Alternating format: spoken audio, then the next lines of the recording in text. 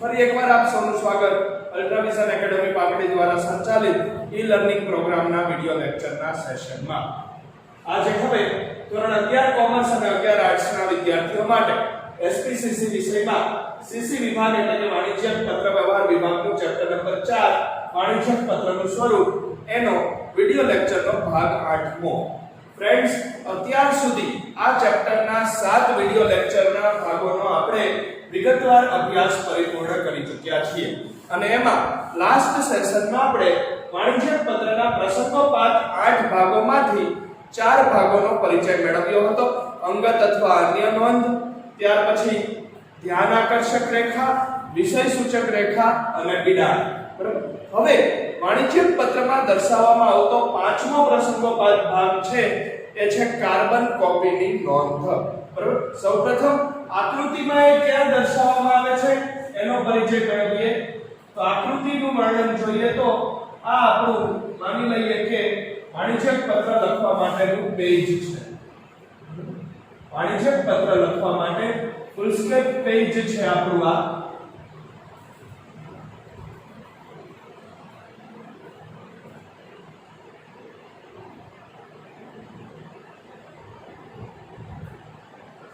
હવે એની અંદર બધાય કાયમી ભાગો તો દર્શાવવાના જ.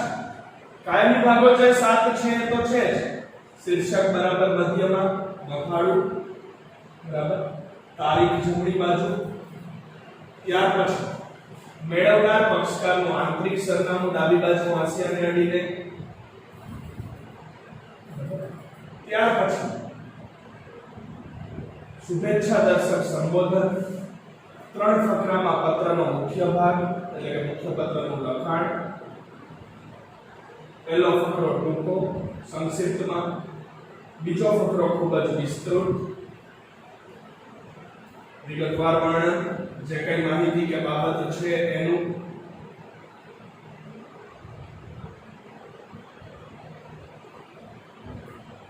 વળી પાછો ત્રીજો ફકરો એ આભાર દર્શાવતું ટૂંકું લખાણ, ત્યાર પછી શુભેચ્છા દર્શક સમાપન અને સહી.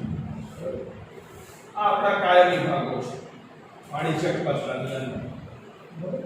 હવે આપણે પ્રસંગોપાત ભાગો 4 જોયા. એ 4 ક્યાં આવે? તો સૌથી પહેલા તારીખની નીચે જમણી બાજુ એ અંગત અથવા અન્ય નોંધ. અંગત અથવા અન્ય નોંધ આ પહેલો પ્રસંગોપાત. બ્લેક માર્કર થી બ્લેક કલરની શાહીથી જે દર્શાવાય છે એ પ્રસંગોપાત ભાગો છે. બરાબર. બીજો ભાગ ધ્યાન આકર્ષક રેખા, એ પણ અહીંયા સરનામા અને સંબોધનની વચ્ચે. ત્રીજો મુખ્ય ભાગ એ વિષય સૂચક રેખા,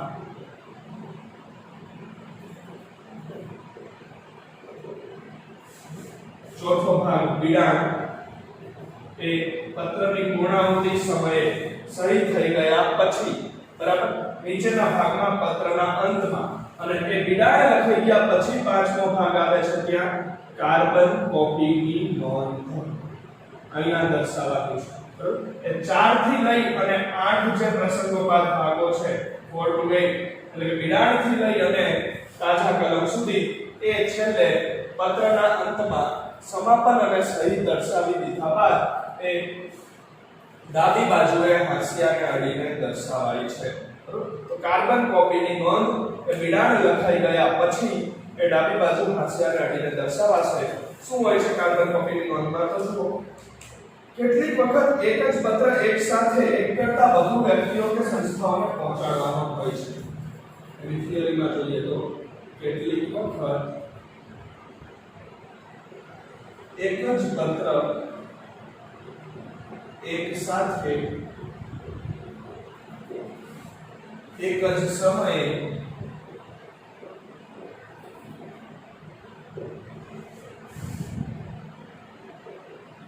એક કરતા વધુ વ્યક્તિઓ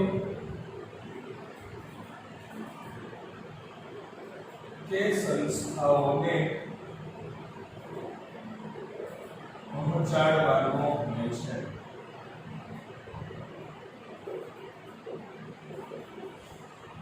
ત્યાર પછી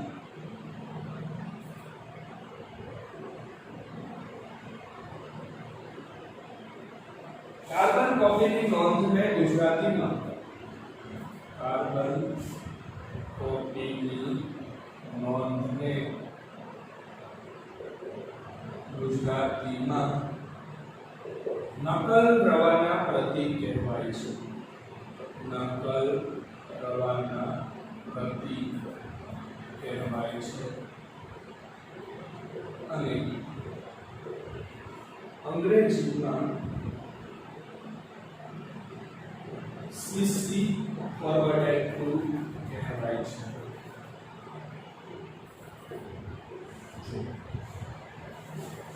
કાર્બન કોપીની નોંધની શું કામ જરૂર પડે? શા માટે કાર્બન કોપીની નોંધનો ભાગ એ પ્રસંગોપાત ભાગ તરીકે વાણિજ્યક પત્રમાં સમાવિષ્ટ છે? તો કે ઘણી બધી વખત એવું બને છે કે એકનો એક પત્ર, એકની એક માહિતી, બરાબર, એક સાથે એક જ સમયે, કેટલીક વખત એક જ પત્ર એક સાથે એક જ સમયે એક કરતા વધારે વ્યક્તિઓ કે એક કરતા વધારે સંસ્થાઓને પહોંચાડવાનો હોય છે. એટલે વારંવાર એકનો એક પત્ર લખવો ન પડે, વારંવાર એકની એક માહિતી ટાઈપ ન કરવી પડે, એટલા માટે એક વખત લખાઈ જાય કે ટાઈપ થઈ જાય પછી એ કાર્બન કોપીની નોંધ તરીકે જેને જેને મોકલવાનું હોય એના નામો દર્શાવી દેવામાં આવે છે. ગુજરાતી ભાષામાં કાર્બન કોપીની નોંધને નકલ રવાના પ્રતિ કહેવાય છે અને અંગ્રેજીમાં એને સીસી ફોરવર્ડેડ ટુ કહેવાય છે. સીસી એટલે કે કાર્બન કોપી, બરાબર. એ ઉદાહરણ તરીકે આપણે લઈએ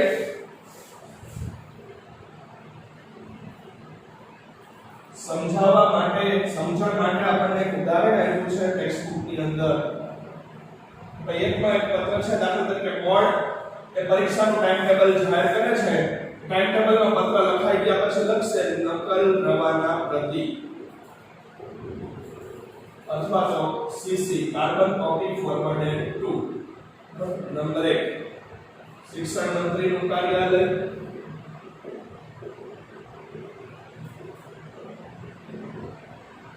નંબર 2 શિક્ષણ સચિવનું કાર્યાલય,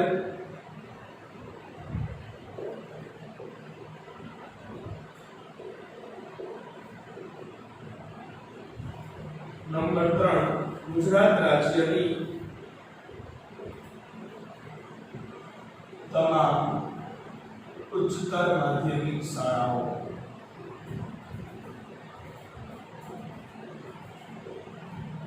માની લો કે આ કાર્બન કોપીની નોંધનું આપણે ઉદાહરણ લઈએ છીએ સમજવા માટે કે બોર્ડના ટાઈમ ટેબલનો કોઈ પત્ર છે, એના વિશેની કોઈ માહિતી છે, એક વખત લખાઈ ગઈ અથવા તો ટાઈપ થઈ ગઈ પછી જેને જેને મોકલવાની છે એક સાથે એક જ સમયે એક કરતા વધારે વ્યક્તિઓને મોકલવાની છે, બરાબર. તો એવા સમયે વારંવાર એકનો એક પત્ર ન ટાઈપ કરવો પડે અથવા તો વારંવાર એકની એક માહિતી ન લખવી પડે, એટલા માટે એ એક કરતા વધારે વ્યક્તિઓને જ્યારે મોકલવાનું હોય ત્યારે નકલ રવાના પ્રતિના શીર્ષક આપી, એટલે અથવા તો અંગ્રેજી વાણિજ્યક પત્ર હોય તો કાર્બન કોપી ફોરવર્ડેડ ટુ નું શીર્ષક આપી શિક્ષણ મંત્રીનું કાર્યાલય એટલે કે એમને પણ પહોંચી જશે, શિક્ષણ સચિવનું કાર્યાલય એટલે કે એમને પણ પહોંચી જશે, અને ગુજરાત રાજ્યમાં આવેલી બોર્ડ હેઠળની તમામ ઉચ્ચતર માધ્યમિક શાળાઓ જે છે એને પણ પહોંચી જશે એવું તેમાં દર્શાવવામાં આવે છે. એટલે કે નકલ રવાના પ્રતિનું હેડિંગ આપી અહીંયા બિડાણ લખાઈ ગયા પછી ડાબી બાજુ હાંસિયાને અડી અને એ કાર્બન કોપીની નોંધમાં નકલ રવાના પ્રતિ અથવા તો કાર્બન કોપી ફોરવર્ડેડ ટુ નું હેડિંગ આપી અને એક કરતા વધારે જેને જેને આ પત્ર મોકલવાનો હોય એના નામ અથવા વિભાગ દર્શાવી દેવામાં આવે છે. એનો મતલબ એ થયો કે એ પત્રની ઝેરોક્સ નકલો અથવા તો એ પત્રની જુદી જુદી કોપી એ નામ લખેલા દરેકને એક સાથે એક જ સમયે પહોંચાડી દેવામાં આવશે. તો આ થઈ ગઈ વાત વાણિજ્યક પત્રના 5મા પ્રસંગોપાત ભાગ વિશે જે છે કાર્બન કોપીની નોંધ. છઠ્ઠો ભાગ હવે ઓળખ રેખા, એના વિશે થિયરિકલ માહિતી.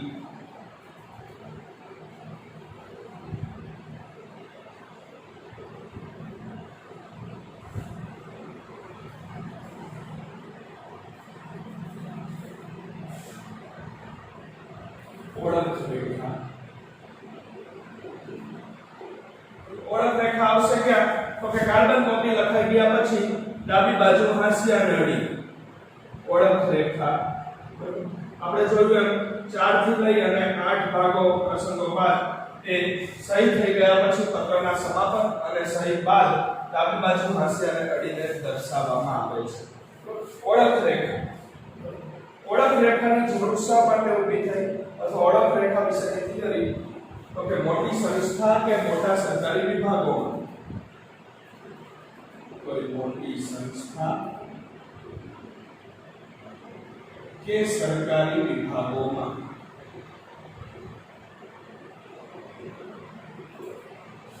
અથવા મોટી કંપનીઓમાં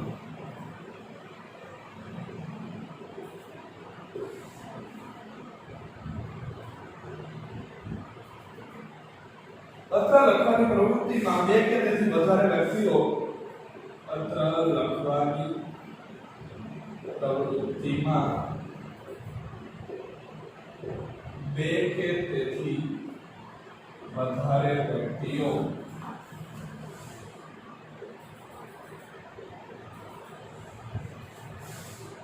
જોડાયેલા હોય તેવું બને છે. ઓળખ રેખાની જરૂર શા માટે પડે? ઓળખ રેખા શા માટે દર્શાવવી પડે? ઓળખ રેખા શા માટે ઉપયોગી? તો કે કોઈ મોટી પેઢી, સંસ્થા કે કંપનીઓમાં કે ઇન્કમ ટેક્સ, આવકવેરા વિભાગ કે સેલ્સ ટેક્સ વિભાગ એટલે કે વેચાણ વેરા વિભાગ કે રેલવે ખાતું, બરાબર, કે શિક્ષણ ખાતું, આવા સરકારી વિભાગોમાં કોઈ પત્ર લખી અને મોકલવાની પ્રવૃત્તિમાં, પત્ર લેખનની પ્રક્રિયામાં બે કે બેથી વધારે વ્યક્તિઓ જોડાયેલા હોય એવું બની શકે છે. બરાબર, બે કે બેથી વધારે વ્યક્તિઓનો સમૂહ એ પત્ર લેખનની પ્રવૃત્તિ કરતો હોય એવું ઘણા બધા સરકારી વિભાગોમાં, ઘણી બધી સરકારી ઓફિસો કે કચેરીઓમાં, મોટી કંપનીઓ અને સંસ્થાઓમાં જોવા મળતું હોય છે.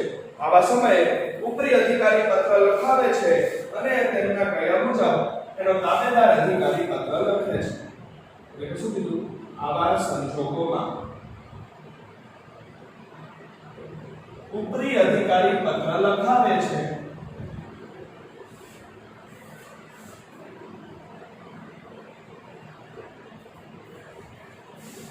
અને તેનો તાબેદાર અધિકારી પત્ર લખે છે. જ્યારે બે કે બેથી વધારે વ્યક્તિઓ પત્ર લખવાની પ્રવૃત્તિમાં સામેલ હોય, બે કે બેથી વધારે વ્યક્તિઓ એમાં જોડાયેલા હોય ત્યારે એવું બનતું હોય છે કે સંસ્થાનો હેડ કે કંપનીનો હેડ કે સરકારી વિભાગનો વડો અધિકારી એનો ઉપરી અધિકારી પત્ર લખવાની સૂચના આપે છે અને એમની સૂચના મુજબ એ નીચેના એના હાથ નીચેના એના તાબેદાર અધિકારીઓ પત્ર લખે છે. તો એમાં લખનાર અને લખાવનારની ઓળખ માટે ઓળખ રેખાનો ઉપયોગ કરવામાં આવે છે. જો આગળ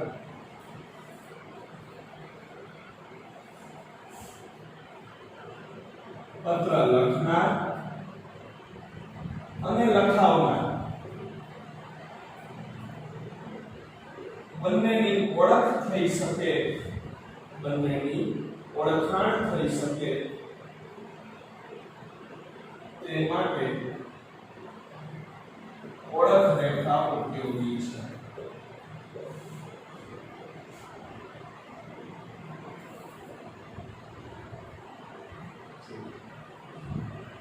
ઓળખ રેખા એટલા માટે ઉપયોગી છે કે એનાથી લખનાર અને લખાવનાર બંનેની ઓળખ થઈ શકે છે. દાખલા તરીકે HRP મહાવિરામ HML, બરાબર, તો HR પરમારે પત્ર લખાવ્યો છે એ ઉપરી અધિકારી છે, આ લખાવનાર, અને HM લખુને પત્ર લખ્યો છે, બરાબર, એ લખનાર અધિકારી છે. એ સાબિત થઈ શકે, બરાબર, કોને પત્ર લખાવ્યો છે અને કોને પત્ર લખ્યો છે એ લખનાર અને લખાવનાર બંનેની ઓળખ થઈ શકે એટલા માટે ઓળખ રેખાનો ઉપયોગ કરવામાં આવે છે. બંનેના ટૂંકાક્ષરી નામો જ હોય છે. ઓળખાણ દર્શાવતી લીટી, ઓળખ દર્શાવતી રેખા એ છે ઓળખ રેખા. મહાવિરામ થી કે આડી અથવા ત્રાંસી લીટીથી ઓળખ જુદી પાડવામાં આવે છે.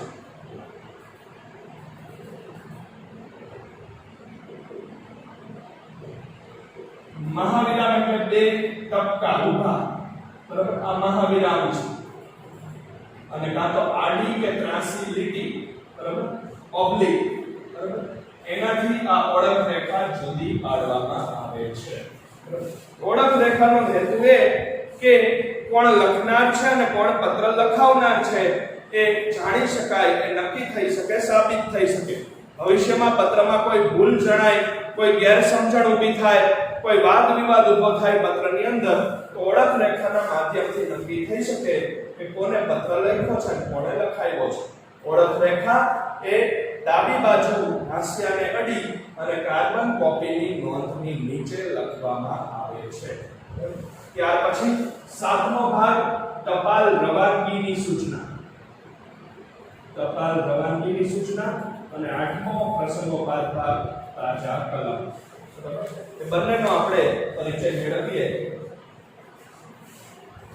સૌથી પહેલા ટપાલ રવાનગીની સૂચના. સાતમો પ્રસંગોપાત ભાગ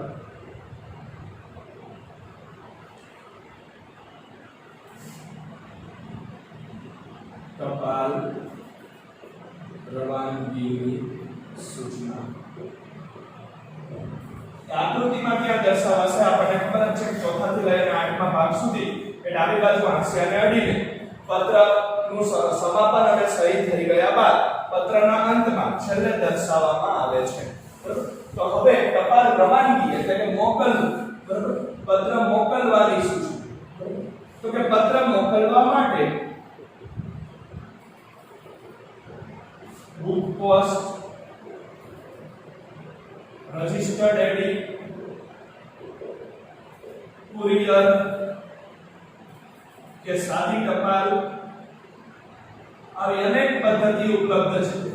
વાણિજ્યક પત્રને એક સ્થળેથી બીજા સ્થળે મોકલવા માટે અથવા તો એક વ્યક્તિથી બીજા વ્યક્તિ સુધી કે એક પેઢીથી બીજી પેઢી સુધી કે એક સંસ્થાથી બીજી સંસ્થા કે કંપની સુધી મોકલવા માટે એ મોકલવાની, એ પત્રને રવાના કરવાની એક કરતા વધારે ઘણી બધી જુદી જુદી પદ્ધતિઓ છે. જેમ કે બુક પોસ્ટ, બરાબર, આપણે ટિકિટ લગાડી અને સરનામું લખી અને પત્ર પોસ્ટ કરીએ છીએ અને સામેના વ્યક્તિના સરનામે પહોંચી જાય તે બુક પોસ્ટ અથવા તો સાદી ટપાલની પદ્ધતિ છે. રજિસ્ટર્ડ એડી, બરાબર, દરેક પોસ્ટ ઓફિસોમાં આ સુવિધા પૂરી પાડવામાં આવે છે કે પત્રના કવરની સાથે, બરાબર, એ રજિસ્ટર્ડ એડી સાથે એક સ્લિપ જોડવામાં આવે કે જેમાં સામેના વ્યક્તિ, પેઢી કે સંસ્થાને કે અધિકારીને જેને કોઈને મળી ગયો હોય એનું સહી લેવામાં આવે, સિક્કો મરાવવામાં આવે, તારીખ લખી અને એની સહી કરાવવામાં આવે અને એ સ્લિપને પાછું મોકલનારને મોકલવામાં આવે છે પોસ્ટ ઓફિસ દ્વારા. તે રજિસ્ટર્ડ એડીની પદ્ધતિ છે. એવી નવી એક પદ્ધતિ છે સ્પીડ પોસ્ટ, બરાબર, એ પણ 1985 થી ભારતની દરેક પોસ્ટ ઓફિસોમાં અમલમાં છે. બરાબર, કે રજિસ્ટર્ડ એડીની જેમ જ સામેના વ્યક્તિને મળી ગયો છે પત્ર, એની ખાતરી થઈ જાય અને એની સહી લેવામાં આવે પત્ર મળ્યા બાબતની. બરાબર, એ રજિસ્ટર્ડ એડી અને સ્પીડ પોસ્ટની સુવિધા. ત્યાર પછી કુરિયર. પ્રાઇવેટ સેક્ટરમાં વિવિધ courier, Maruti courier, Anjani courier, blue dart courier, બરાબર, ઘણી બધી ખાનગી પેઢીઓ, ખાનગી કુરિયર સેવાઓ અસ્તિત્વમાં છે દેશની અંદર કે એના દ્વારા પણ મોકલવો હોય તો એ પત્ર આ જુદી જુદી મેથડમાંથી, પત્ર આ જુદી જુદી પદ્ધતિઓમાંથી કઈ પદ્ધતિએ મોકલવાનો છે એની નોંધ, એની સૂચના અહીંયા ટપાલ રવાનગીની સૂચના તરીકે, ટપાલ રવાનગીની નોંધ તરીકે પત્રના અંતમાં છેલ્લે દર્શાવવામાં આવે છે. બરાબર, એ પણ એ ઓળખ રેખા લખાઈ ગયા બાદ. ચલો ત્યાર પછી આઠમો અને છેલ્લો પ્રસંગોપાત ભાગ તાજા કલમ.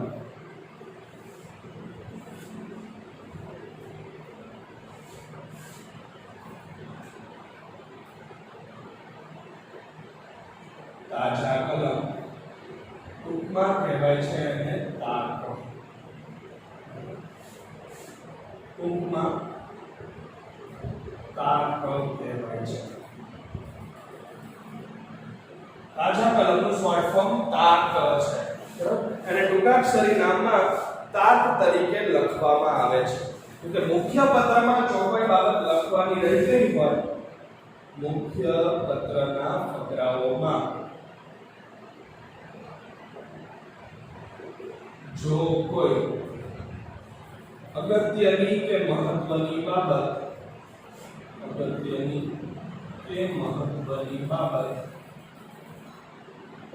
નોંધવાની બાકી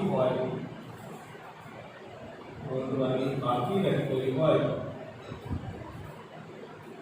તો તેને પત્રના અંતમાં દર્શાવવામાં આવે છે. મુખ્ય પત્રના ત્રણ ફકરામાં કોઈ એવી માહિતી, કોઈ એવી બાબત, કોઈ એવો મુદ્દો લખવાનો રહી ગયો તો આખા પત્રને ફરીથી લખવાની જરૂર નથી કે પત્રમાં કોઈ ચેકચાક કરવાની જરૂર નથી. છેલ્લે પત્રના અંતમાં તાજા કલમનું હેડિંગ મારી અને એ બાબત દર્શાવી દેવામાં આવે છે. માની લો કે માલ સામાન કે ચીજ વસ્તુના ભાવતાલનો પત્ર છે. આખા પત્રની પૂર્ણાવૃત્તિ પછી છેલ્લે લખનારને ખબર પડી કે એક વસ્તુ લખવાની રહી ગઈ છે, 50,000 રૂપિયાથી ઉપરનો માલ ખરીદવામાં આવશે તો 10% ડિસ્કાઉન્ટ આપવામાં આવશે. બરાબર? તો એ બાબત એ આખા પત્રમાં નથી લખી શક્યો, ભૂલાઈ ગયું છે. બરાબર? ભૂલથી રહી ગયું છે. તો આખા પત્રને બદલવાની કે ફરીથી લખવાની કે ફરીથી ટાઈપ કરવાની જરૂર નથી. છેલ્લે પત્ર જ્યાં પૂરો થાય છે, ટપાલ રવાનગીની સૂચના લખાઈ જાય છે, ત્યાર પછી એ તાર કલમનું હેડિંગ આપી, તાજા કલમ તરીકેનું હેડિંગ આપી અને લખી નાખવામાં આવે છે કે 50,000 થી ઉપરના માલ સામાનની ખરીદી પેટે 10% વધારાનું વળતર કે 10% વધારાનું ડિસ્કાઉન્ટ આપવામાં આવશે. તો આ ઉપયોગ છે તાજા કલમનો.